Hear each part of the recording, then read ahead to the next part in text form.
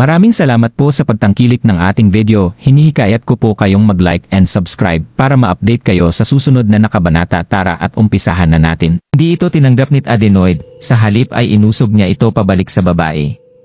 Nakangiti itong nagsalita. Ms. Willis, alam niyong hindi puro pera ang nasa isip ko.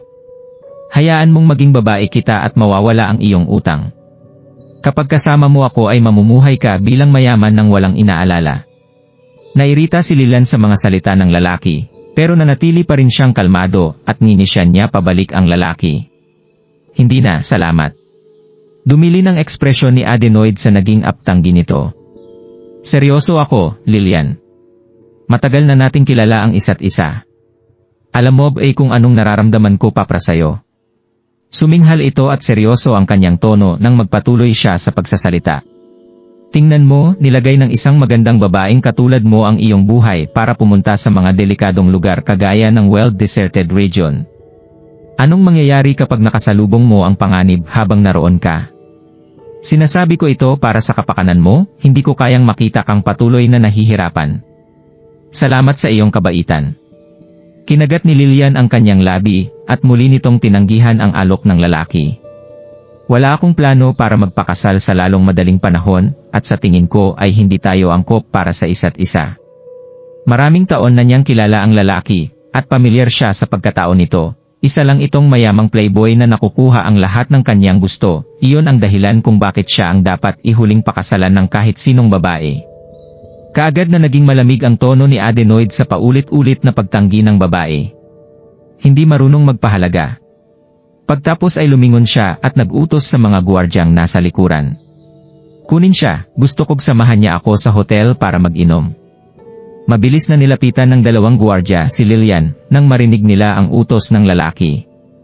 Nagbago ang ekspresyon ni Lilian mula sa pagkapahiya, naging inis ito, hindi niya naisip na magiging mababa si Adenoid at lalabagin siya nito sa harap ng maraming tao sa Tading Center. Gustong-gusto niyang kumawala pero alam niyang isang cultivator si Adenoid, parang pareho silang level 2 Marshal King. Isa pa, may kasamang dalawang guwardya ang lalaki, at mukhang malalakas ang mga ito. Hindi siya mananalo laban sa dalawang iyon. Sandali! Nang biglang may sumigaw sa gitna nila. Iyon nga si Daryl. Maliwanag pa. Maging magalang ka sa babae. Direktang nakatingin si Daryl sa mga mata ni Adenoid nang sabihin niya iyon. Mahina pero makapangyarihan ang kanyang boses. Ano? Tiningnan ni Adenoid si Daryl mula ulo hanggang paa at sandali itong nagulat bago siya sumigaw. Saan ang galing ang pulubing ito? Layas! Nakasuot ng balat ng hayop ang lalaking nasa kanyang harapan at may madumi pa ito kaysa sa mga nakita niyang pulubi. Nagsimula silang tingnan ng mga tao sa paligid habang nagbubulungan ang mga ito. Nababaliw na ba ang brat na yan? Sino siya para hamunin si Young Master Collins? Isa lamang siyang basura. Bakit niya naisip na kaya niyang maging bayani rito? Tama, napakayabang. Mabilis na hinila ni Lilian si Daryl sa bandang gilid. Problema ko ito, Darren. Huwag kang makisali. Makapangyarihang lalaki si Adenoid at isa namang ordinaryong lalaki si Daryl. Paano siya makikipaglaban kay Adenoid? Banayad itong ninisya ni Daryl at sinabing huwag siyang mag-alala. Nang mapagtanto niyang waang intensyong umalis ni Daryl ay naubos ang pasensya ni Adenoid at biligyan niya ito ng palugit. Tatayo ka lang dyan, brat. Ito na ang huli mong pagkakataon, umalis ka pagbilang ko ng 3. Paano nagawa ng isang basurang katulad nito ang makisali sa mga ginagawa niya? Paniguradong gustong mamatay ng lalaking iyon. Isa pa, nakakulong kay Daryl ang mga tingin ng mga bantay, at handang umatake ang mga ito anumang segundo. At doon na pumasok sa hall ang isang payat na anyo. OMY, anong kinainisan ni Young Master Collins? Lumingon ang lahat ng nasa hall at ibinaling niya ang atensyon sa pinanggalingan ng boses. Mukhang nasa edad 30 ang babae, at nakasuot ito ng kulay puting bestida, may uwang ang tela hanggang sa itaas ng mga payat niyang binti, napapakita nito ng nakakabighaning hubog ng kanyang katawan. Mas nakita ang elegante niyang features dahil sa makyup na naglalabas ng pang-akit. Siya ang branch manager ng Yellow Escawa Trading sa Blackwater Town, siya ay si Rita Wells. Hindi maalis ng karamihan sa mga lalaki ang kanilang mga titig sa babae magmula noong tumapak ito sa silid. Kahit na si Daryl ay hindi magawang alisin ang kanyang mga tingin dito. Isang magandang sorpresa ang makatagpo ng ganoon kaganda sa isang maliit na bayan katulad ng Blackwater Town. Hindi tulad ni Lillian, walang inosente sa babaeng ito pero bumawi naman siya sa maturity at nakakamanghang charm na makakapagpaluhod sa kahit na sinong lalaki. Madam Wells. Napangiti si Adenoid nang makita niya si Rita. Taas-baba ang kanyang tingin sa charming na anyo ni Rita. Nakangiti niya itong binigyan ng papuri. Naging mas maganda ka pa sa pagkalipas lamang ng ilang araw, Manager Rita. Masasabi kong inagaw mo ang aking hininga. Lumingon ang lalaki para tingnan si Daryl habang nagbigay siya ng nakakatusok na pahayag. Gaano na ba kababa ang ibinagsak ng iyong trading center para pumayag kang makapasok ang kahit na sino rito? Napatingin si Rita kay Daryl, kumunot ang kanyang noo.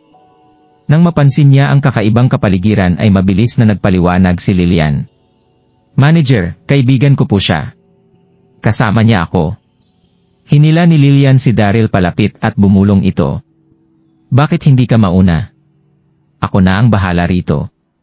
Nakapagdesisyon na siyang makikipag-iuman ka sa kanya. Paanong ikaw na ang bahala roon? Ngumiti si Daryl. Tiningnan ni Daryl si Adenoid at nagtanong ito. Magkano ang utang sayo ni MS Willis? Tutulungan ko siyang magbayad. Makiyang pagpapahalaga ni Lillian sa kanyang sarili at minsan ay nagiging kampit ito. Hindi naman gustong makisali ni Daryl pero nagkaroon na siya ng magandang impresyon kay Lillian sa mga nakalipas na araw at alam niyang may mabuting kalooban ang babae. Parang nakababatang kapatid na ang turing sa kanya ni Daryl. Kaya naman hindi ito papayag na mahulog siya sa mga patibong ni Adenoid. Nagulat si Adenoid, nagbigay ito ng mapang-alipustang pahayag. Sinabi mo bang gusto mo siyang tulungan magbayad? Kaya mo ba ang halaga nito? Susubukan mo bang magbayad gamit ang suot mong mabahong balat ng hayop? Bumulwak ang tawa ni Adenoid. Nagsitawanan din ang mga tao sa kanyang paligid.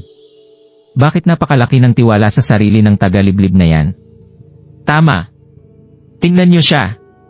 Natatakot ako na baka hindi pa siya nakakakita ng pera. Saan ba galing ang retard na yan?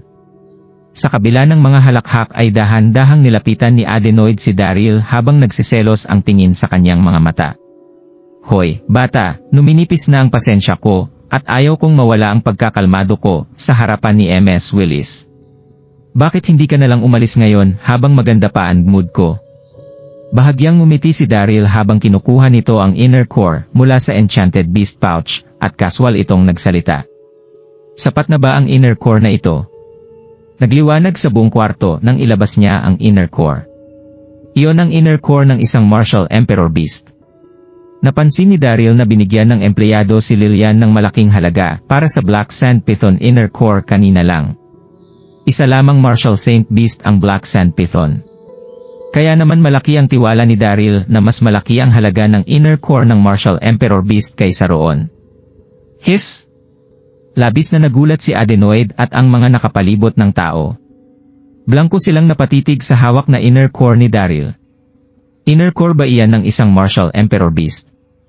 Hindi ako nakakakita ng kung ano-ano, hindi ba? Maraming cultivators ang nag-organisa ng paglalakbay at nilibot nila ang well-deserted secret region para manghuli ng inner cores sa mga nakalipas na taon.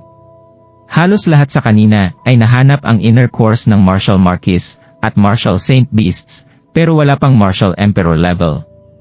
Nasorpresa ang lahat pagkalabas ni Daryl sa inner core dahil ang duyuting lalaki na nasa kanilang harapan ay kayang makagawa ng inner core na may Martial Emperors na level. Nagulat din si Lillian. Wala itong masabi habang nakatitig siya kay Daryl, kinilabutan ang babae. Mayroon siyang inner core ng Martial Emperor level. Sino ba talaga siya? Haha! Sa wakas ay nag-react si Adenoid at tiningnan nito ang inner core na hawak ni Daryl. Malamig itong nagsalita. Bata, alam mo ba kung magkano ang utang sa akin ni Lillian? Sa tinigin mo ba ay magagawang bayaran ng inner core ang 5 milyon? Alam mo ba kung magkano ang inner core? Kinausap ni Adenoid ang katabi niyang empleyado. Sabihin mo sa kanya, magkano ang halaga ng inner core na yan? Mahina ang boses ng empleyado nang sabihin nitong yan ang inner core ng isang Marshall Emperor na Giant Yellow Enchanted Beer. Base sa presyo ng aming trading center, nagkakahalaga itong 3 milyong piso. 3 milyon? Kumunot ang noo ni Daryl at naglabas ito ng isa pa. Sapat na ba ito? Makintab ang inner core at nagliwanag ito kagaya ng nauna. Isa rin yung inner core ng Marshall Emperor Beast. Ano? Nang bigalang tumahimik sa buong trading center, at naguluhan ang lahat. May isa pa. Nagulat si Lillian. Blanko itong tumitig kay Daryl, nakaramdam siya ng panghihina ng tuhod at wala itong masabi. Akala niya ay nagsimula na siyang makilala si Daryl matapos ito makasama ng isang araw, pero yun pala, parang isang malawak na karagatan ay hindi inaasahan ang pagkatao ng lalaking nasa kanyang harapan. Iyon ay inner core ng Marshall Emperor Beast. Nasa isip ng mga tao na swerte si Daryl dahil nakakuha siya ng isa sa mga yon, pero laking gulat ng mga tao sa paligid nang maglabas siya ng isa pa. Ang nasa hindi kalayuan si Rita ay napatitig kay Daryl. Mayroon itong kakaibang pagkahumaling sa kanyang mga mata habang malalim itong nakatitig kay Daryl. Paano nagkaroon ng inner core ng Marshall Emperor Beast ang dugyuting ito? Tingnan mo ang pouch na nasa baywang nito, mukhang isa iyong Enchanted Beast pouch. Mayroong hindi inaasahang misteryosong bisita ang Blackwater Town. Isang negosyante si Rita at mayroong itong matalinong pag-iisip tungkol sa pagnenegosyo. Nakita niya kaagad ang mga oportunidad at mga halaga sa usapang negosyong dala ni Daryl dahil sa mga inner core ng mga Marshall Emperor Beasts na nagkakaubusan sa mga tindahan. Hindi pinansin ni Daryl ang mga matitinding pagtitig sa paligid at kakaiba ang kanyang ngiti nang tingnan niya si Adenois. Sa tingin ko ay sapat na ito sa ngayon, maaari mong kunin ang mga sobra para sa interes. Siyempre ay may isang kondisyon, hindi mo na ulit babastusin si MS Willis sa hinaharap. Hindi katulad ng iba, hindi nakita ni Daryl ang mga inner core bilang mataas ang halaga. Nanatili ito ng 3 taon sa Valley of Death kung saan marami siyang napatay na mga halimaw. Higit sa kalahati ay Marshall Emperor. Parang patak lamang sa timba ang 2 inner cores na yon. Ikaw. Namula ang mukha ni Adenoid nang marinig niya si Daryl. Hindi maganda ang kanyaing mga tingin. Nagbago ang tingin ni Adenoid ng sumunod na segundo, nagsalita ito.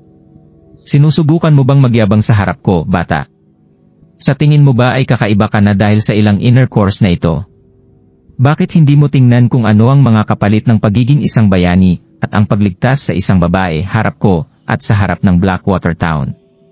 Bilang isang may pribilehiyong young Master Collins ay nasanay na si Adenoid na may dignidad kahit saan man siya magpunta. Naging hindi maganda sa kanyang pakiramdam nang mapahiya siya sa harap ng isang malupit na lalaki. Oh!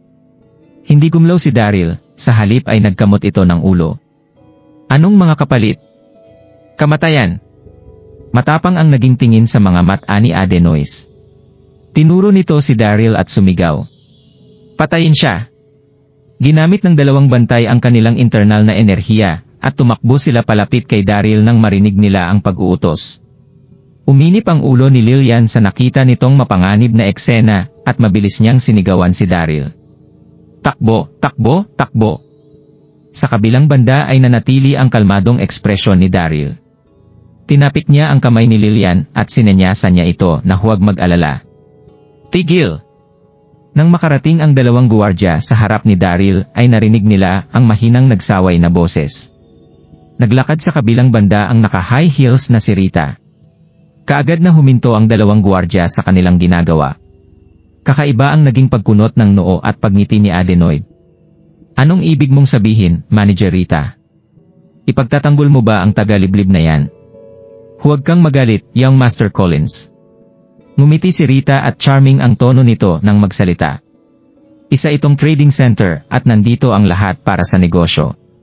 Kapayapaan ang pinakamahalagang bagay. Papahintulutan ba tayo ng young Master Collins para isantabi ang bagay na ito? Huminga ng malalim si Rita, tiningnan nito si Daryl at nagpatuloy.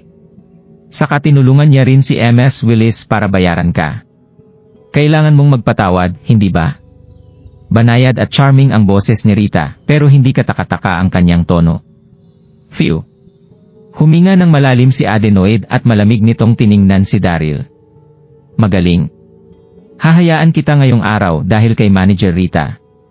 Mas mabuting hindi na tayo magkita ulit sa hinaharap.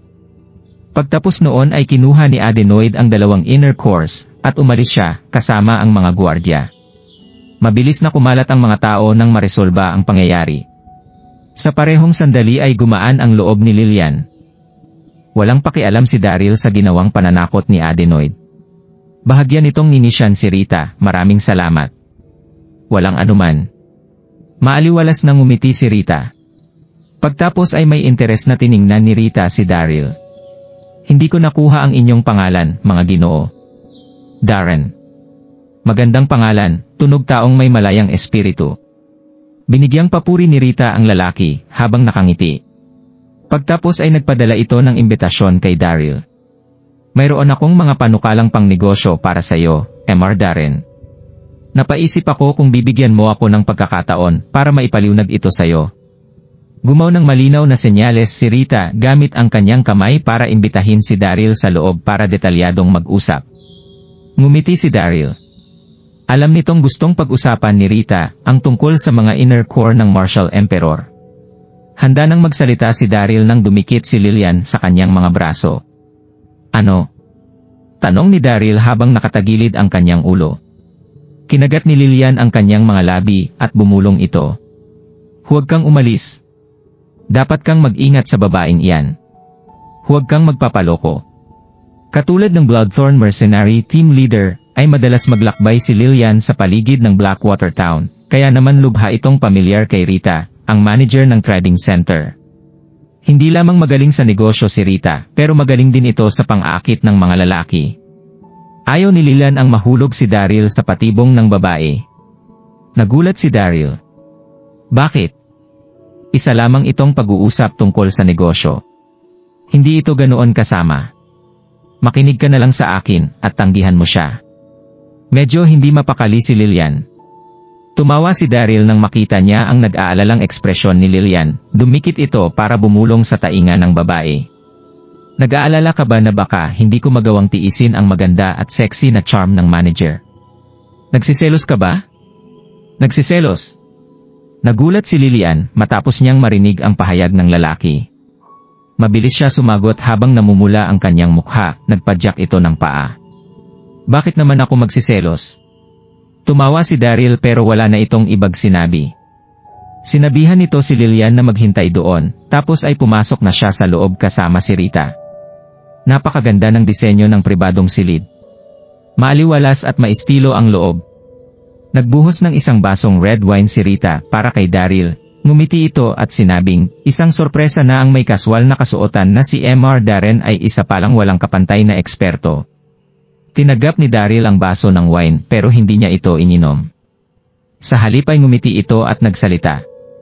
Mayroon ka bang sasabihin, Rita? Bakit hindi ka nalang dumiretso sa punto? Hindi inakala ni Rita na prangka pala si Daryl. Medyo nag-iba ang ekspresyon ng kanyang mukha, at malandi ang naging ngiti niya. Mr. Darren, gusto mo ba ang mood dito? May iba ka pa bang gustong sabihin sa akin, bukod sa negosyo? Banayad at charming ang boses nito. Sa parehong sandali ay sumandal si Rita sa mga braso ni Daryl. Kahit mukhang hindi naabala si Daryl, katunayan ay nagulantang ito. Nakakamangha ang babaeng ito. Talagang magaling siya pagdating sa mga lalaki. Hula ko ay hindi siya kayang sabayan ng mga lalaki. Nang makita ni Rita ang ningning sa mga mata ni Daryl, ay tumingala ito habang charming ang ngiti sa maamo nitong mukha, banayad itong nagsalita. Mr. Darren, matagal ka na bang hindi nakakadikit sa isang babae? Paano mo nalaman? Biglang sabi ni Daryl. Tumira siya sa Valley of Death sa loob ng 3 taon, talagang matagal na siyang hindi nakakahawak ng isang babae. Ngunit pinagsisihan ni Daryl ang mabilis niyang pagsasalita. P50. Tumawa ng malakas si Rita nang marinig niya ang sinabi ng lalaki. Pinanatili niya ang mga tingin ni Daryl at nagsalita siya ng mahina. Sa panahon ngayon ay bihira ang makakita ng isang taong katulad mo na kayang maging kalmado sa harap ng isang napakagandang babae. Nilabanan ni Daryl ang magpabigla-bigla, walang kaswal itong nagsalita. Ano sa mundo ang gusto mong sabihin? Kung nangyari ito 10 taon na ang nakalipas ay susuko siya kapag nakita niya ang isang mature at magandang babae. Ngunit alam nitong hindi nagpapakatotoo ang babaeng nasa kanyang harapan. Naroon siya para sa ibang rason. Oh, naku. Tinitigan siya ni Rita. Kailangan mo bang sirain ang mood? Okay, sasabihin ko na lang. Gusto kong malaman kung nakuha mo ba ng mag-isa ang 2 inner cores ng Martial Emperor. Dahan-dahang pahayag ni Rita, umupo ito sa tabi ni Dari habang magkapatong ang kanyang mga binti. Oh. Naintriga si Rita. Pero hindi ka ganoon kalakas. Tumawa si Daryl. Iyon ang maliit kong sikreto. Paano naging prangka si Daryl tungkol sa pagtago niya sa tunay niyang lakas? Well, hindi ako magtatanong ng mga bagay na hindi ko naman dapat tanungin. Sambit ni Rita, uminom ito ng wine at ngumiti. Nais kong makipagtrabaho sa'yo. Ipagbili mo sa hinaharap ang mga inner core na mayroon ka. Magtiwala kang bibigyan kita ng halagang mas mataas kaysa sa presyo sa mga tindahan. Naging seryoso ang tingin sa magandang mukha ni Rita. Pero sa isang kondisyon. Hindi mo maaaring sabihin o ipagbili sa ibang tao ang inner cores. Isa yung eksklusibong usapan nating dalawa. Ano sa tingin mo? Natuon kay Daryl ang atensyon ni Rita na parabang nag-aalala ang babae. Ginawa yon ni Rita para mapanatili ang inner cores at para magkaroon siya ng kontrol sa presyo nito. Gusto rin niyang mas makilala pa si Daryl. Na-curious din siya kung paano nagkaroon ng inner core ng Martial Emperor ang isang mukhang mahinang tao. Nakakamagha yon. Sige. Tumango si Daryl at bahagya itong ngumiti. Pag-iisipan ko. Natuwa si Rita sa narinig niyang sagot, malaki ang kanyang ngiti nang magsalita siya. At dahil sumang-ayon ka, magpahinga tayo rito ngayong gabi. Mukhang bumalik ka galing sa well-deserted secret region. Mayroon tayo ritong. Inantala siya ni Daryl bago niya pa matapos ang kanyang sasabihin. Hindi na, naghihintay pa sa labas ang kaibigan ko. Magalang na sagot ni Daryl. Hindi matatanggihan ng isang ordinaryong lalaki ang isang nakakasabik at sensual na kagandahan, pero alam ni Daryl na hindi isang ordinaryong babae si Rita. Mas naging maingat siya rito habang mas pinapakita ng babae ang kanyang kagalakan. Hindi takot si Daryl sa mga taktika ni Rita dahil sa taglay niyang kapangyarihan, pero ayaw na niyang mag-aksaya pa ng oras doon. Sige. Labis na nabigo si Rit pero naglabas siya ng special VP card. Ito ang Yellow SKY Trading VP card. Maaari mo akong puntahan kahit na anong oras gamit ito at walang pipigil sayo. Tumango si Daryl, nilagay nito ang card sa kanyang bulsa at lumabas siya sa silid. Naging seryoso ang maamong mukha ni Rita habang pinapanood nito ang pag-alis ni Daryl. Pagtapos ay bigla niyang tinawag ang 2 tauhan at nag-utos. Bantayan ninyo ang taong iyan. Opo. Nang biglang may nagsalita gamit ang mababang boses. Bakit sobrang seryoso mo, Rita?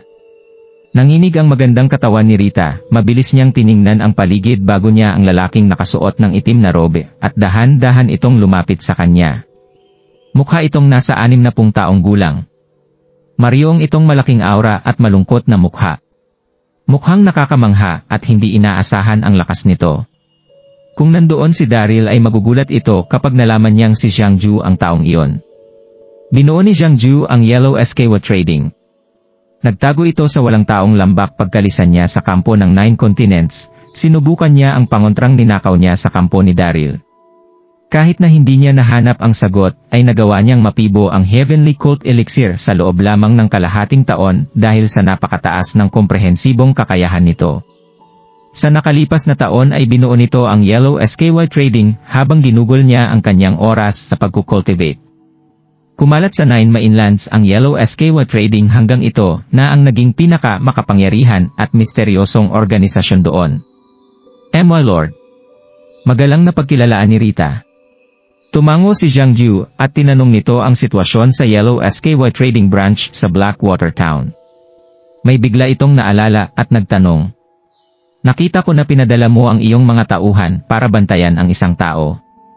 Sino siya? Mabilis na pinaliwanag ni Rita ang sitwasyon. Ano? Umunot ang noo ni Donoghu nang malaman niya ang sitwasyon. Isang hindi kilalang tao at mayroon itong 2 Martial Emperor inner cores. Anong hitsura niya?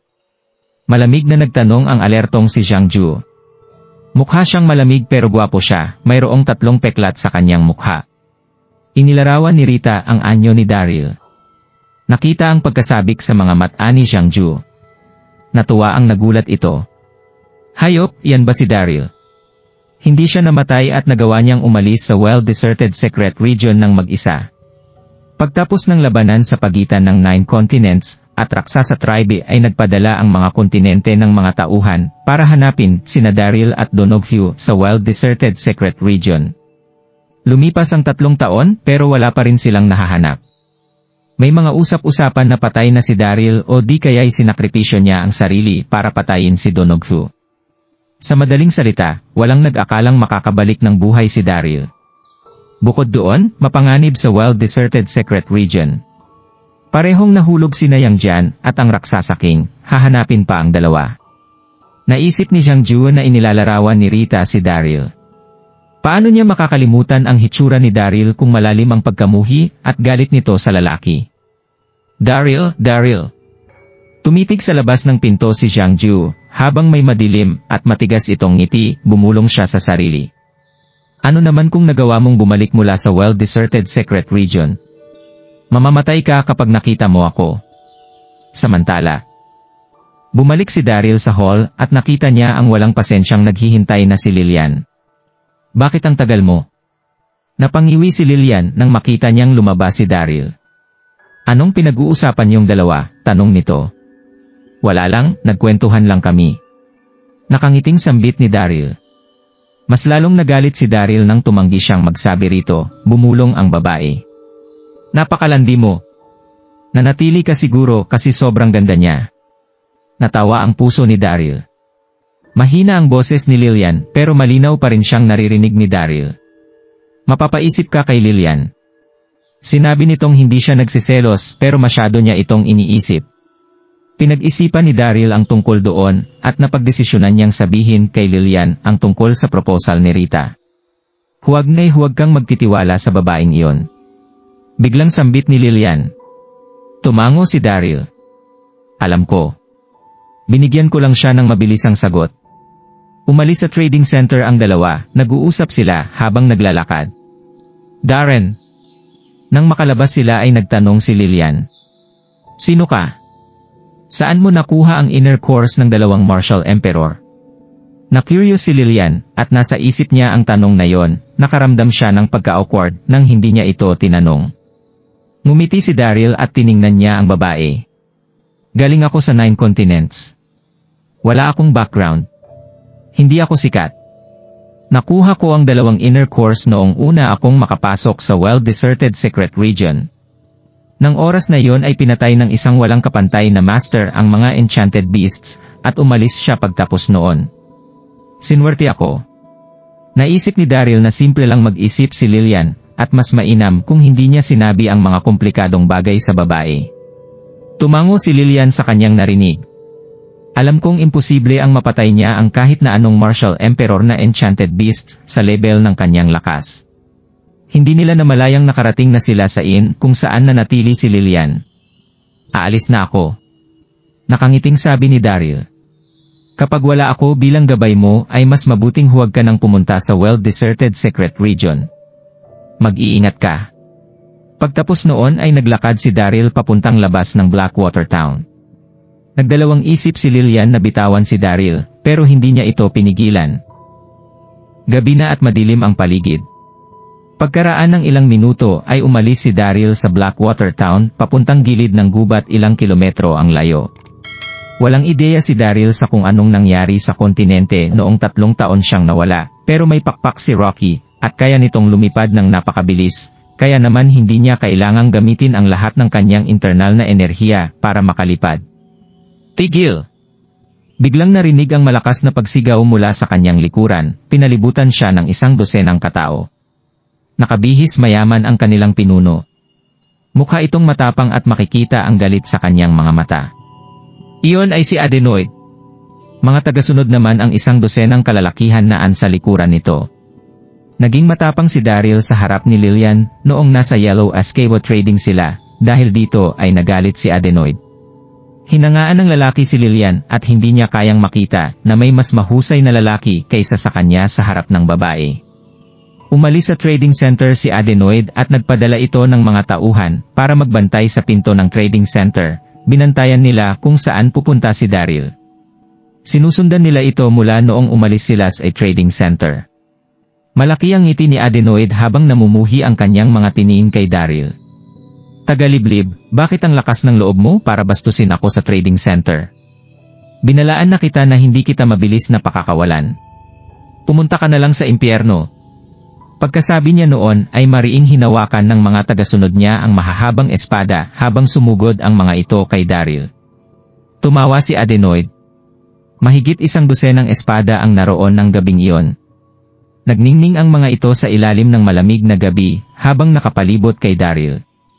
Natawa si Daryl, hindi ito nag-alala sa sitwasyon.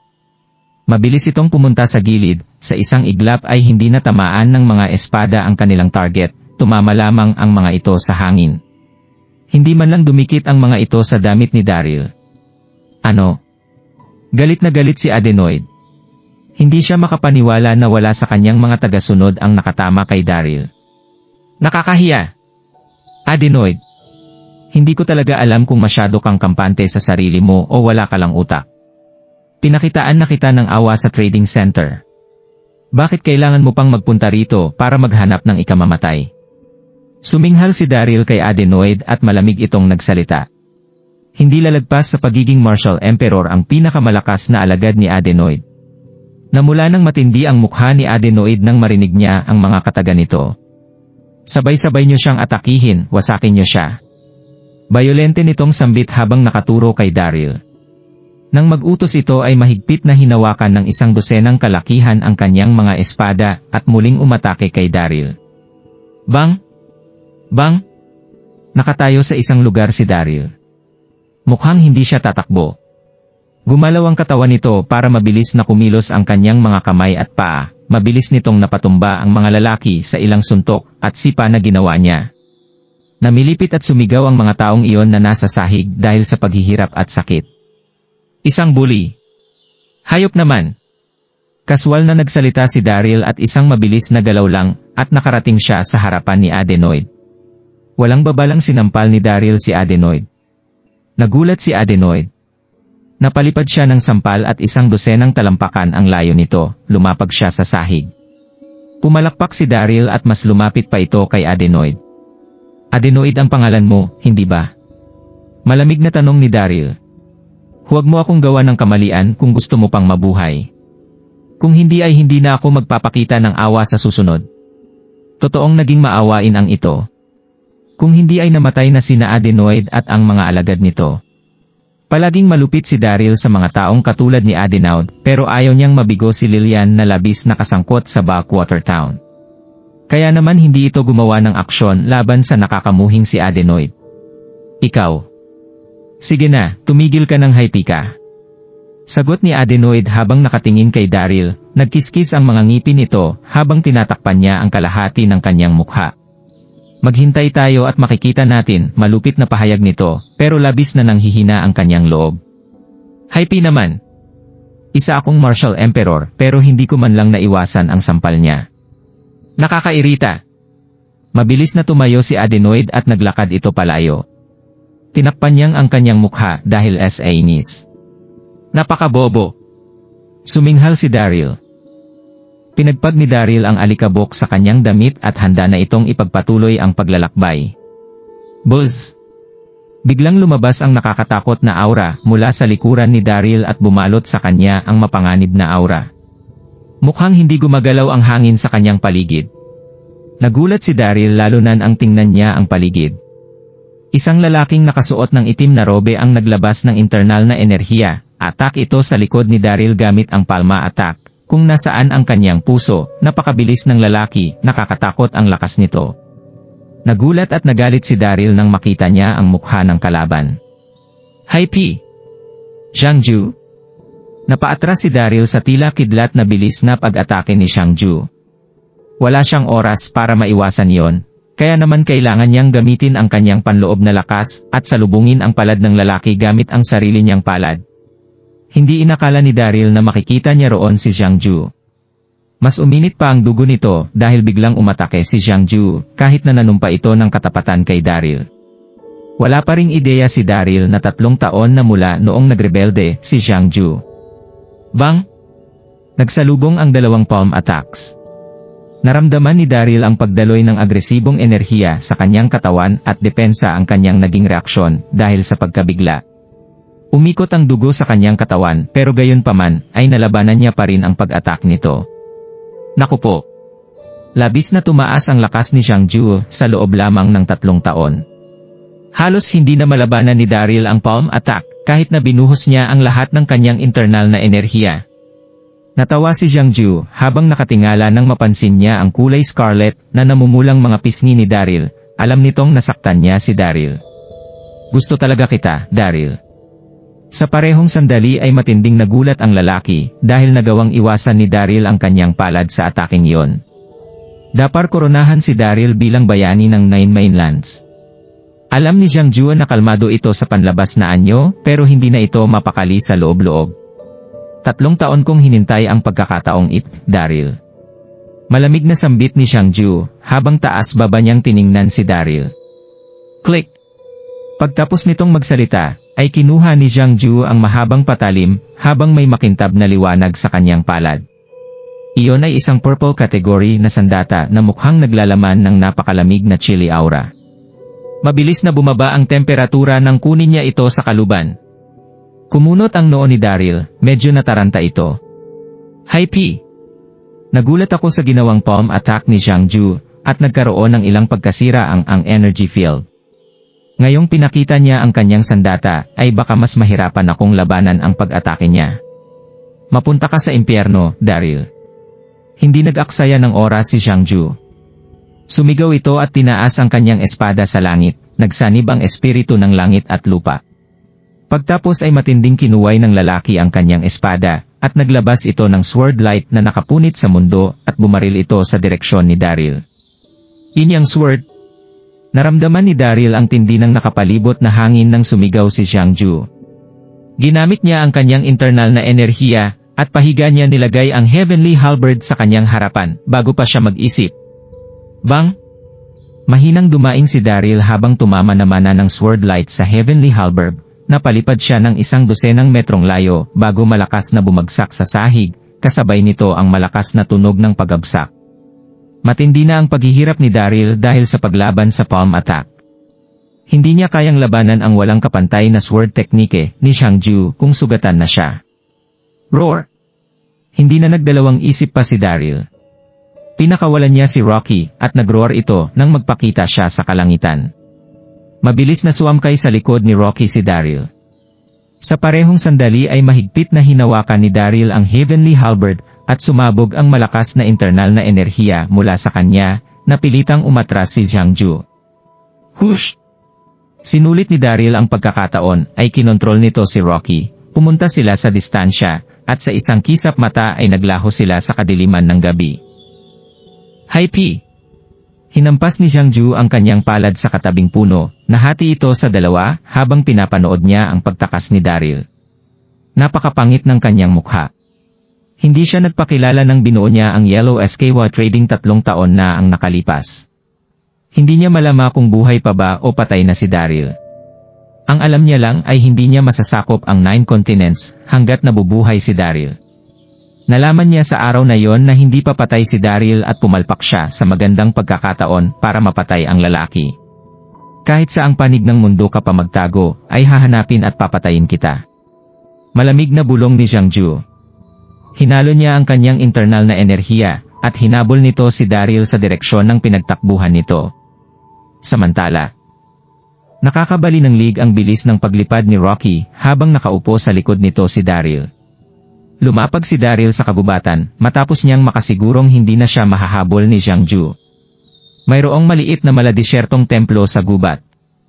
Napagpasyahan ni Daryl na panatilihin si Rocky kasama niya nang umupo siya sa templo para mag-meditate at magpahinga. Mapanganib na tao si Jiangju. Halos mawasak ang mga ugat sa puso ni Daryl dahil sa palm attack. Sa isang iglat ay lumipas ang kalahating oras. Halos nakarecover na si Daryl sa kanyang mga sugat. Nagdesisyon itong tumigil sa templo ng sandaling iyon dahil lumalalim na ang gabi. Nakakita ng dayami si Daryl, inilatag niya ito sa sahig. Hihigaan asana siya sa ginawa niyang higaan, nasanay na ang lalaki sa malupit na kapaligiran matapos ang 3 taong pamamamlagi niya sa Valley of Death. Pitter-patter. Ngunit pagkahiga niya ay may narinig siyang mga yapak ng paa mula sa labas, hula nito ay galing iyon sa 2 tao. Mabilis na umupo si Daryl, tumingala siya at tumingin sa labas. Nakita nito ang 2 anyo na miserableng tumatakbo. Isang lalaki at batang babae ang mga tumatakbo. Maganda at branded ang suits na suot ng lalaki, naka-leather na sapatos ito, maputla ang kanyang mukha. Mayroong sugat mula sa pagkakasaksak sa kanyang balikat, may ilan din siyang saksak sa kanyang likod. Patuloy ang pag-agos ng dugo mula sa kanyang mga sugat. Nasa edad 18 hanggang 19 ang babae. Nakasuot ito ng kulay lila na bestida, at kakaiba ang kanyang facial features. May pagkakahawig ito sa kasama niyang lalaki. Payat at banat ang hubog ng katawan nito, tipong mahuhumaling ang mga lalaki. Si Jeffrey Weiss ang lalaki, isang mayamang businessman sa Yellow Sea Continent. Samantalang anak nito ang kasama niyang babae, si Clara Weiss. 2 araw na ang nakalilipas mula noong binili niya ang siyanunang kagamitan sa napakalaking halaga. Kaya naman hinahabol siya ng misteryosong organisasyon. Sumandal si Jeffrey kay Samantha bilang alalay, habang papuntang templo ang 2, mukhang galit at natataranta ang magandang mukha nito. Napansin ni Daryl na parehong cultivator ang 2. Pero hindi sila malakas, isang martial saint ang lalaki, at kakapasok pa lang sa pagiging martial marquis ng babae. Ano? Parehong nagulat ang mag-ama nang makita nilang nasa loob ng templo si Daryl. Brother Begar, pakiusap, ilayo niyo ang tatay ko. Bibigyan kita ng $1,000,000 mula sa 9 continents. Naitatag ang pera ng 9 continents noong nakaraang taon. Noon ay kahit na sumanib ang mga lupain sa 9 continents ay ginamit pa rin nila ang kani-kanilang mga pera. May lalong nagkaisa ang 9 continents noong napagdaanan nila ang digmaan laban sa Raksasa tribe. Sama-sama nilang itinatag ang pera ng 9 continents para mabuo ng mas maayos ang isa't isa. Naipagbili ni Daryl ang 2 inner cores sa Blackwater Town sa halagang ilang milyon. Natanggap nito ang 9 continents currency bilang kabayaran. Lumingon si Clara kay Jeffrey nang hindi hinihintay ang sagot ni Daryl, nagsalita ito. Kailangan mo nang umalis, ama. Dito lang ako at pipigilan ko ang mga hype na yon sa paghabol sayo. Hindi. Mariing umiling si Jeffrey. Mamamatay na ako, magpatuloy ka sa pagtakbo. Umiling at nagpunas ng luha si Clara. Naantig si Daryl sa eksena. Labis ang katapatan ng babae sa kanyang ama. Hindi mapakali si Clara nang hindi siya makatanggap ng sagot mula kay Daryl. Brother Begar, pakiusap, bilisan mo ang paglayo sa aking ama. Nagbuntong hininga si Daryl. Gusto nitong sabihin kay Clara na mamamatay na ang kanyang ama, pero hindi niya alam kung paano ito sasabihin. Alam ni Daryl ang natusok ang puso ni Jeffrey, at hindi na ito mabubuhay sa simpleng pagsandal sa sariling katatagan. Ngunit gawa sa laman at dugo ang katawan. Mamamatay ang lahat kahit na gaano pa ito kalakas. Pitter-patter. Kung nagustuhan mo ang mga ganitong video, huwag mong kalimutan mag-like and subscribe. Panoorin mo na rin ang mga naunang kabanata para lalong maubos ang oras mo.